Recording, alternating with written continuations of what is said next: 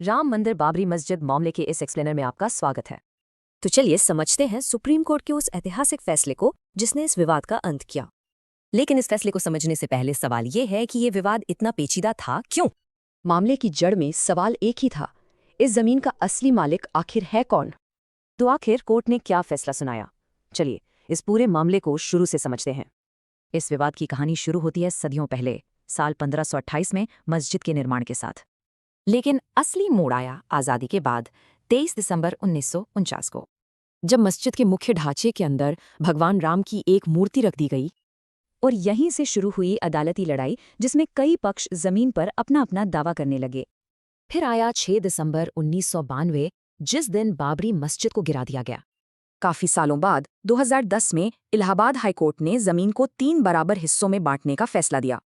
लेकिन किसी भी पक्ष ने यह फैसला नहीं माना और 2011 में सुप्रीम कोर्ट ने इस पर रोक लगा दी। अब मामला पहुंचा सुप्रीम कोर्ट। चलिए देखते हैं कि वहां क्या दलीलें रखी गईं।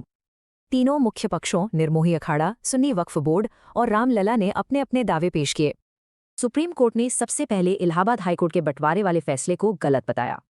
कोर्ट ने माना कि 1949 में मुसलमानों से गलत तरीके से उनकी मस्जिद छीनी गई थी। लेकिन कोर्ट ने यह भी पाया कि बाहरी हिस्से पर हिंदुओं का कब्जा और पूजा लगातार चलती रही।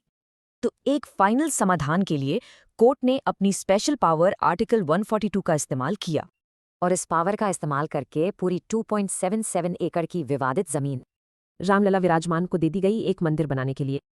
लेकिन बात यही खत्म नहीं हुई। कोर्ट ने यह भी कहा कि 5 एकड़ जमीन सुन्नी वक्फ बोर्ड को अयोध्या में ही एक खास जगह पर दी जाएगी मस्जिद बनाने के लिए।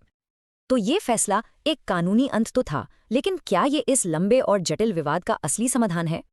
ऐसे ही अच्छे वीडियो देखने के लिए LLB स्टूडेंट अड्डा को फॉलो करें और सब्सक्राइब करें। अगर आप कोई नया टॉपिक चाहते हैं तो नीचे कमेंट करें।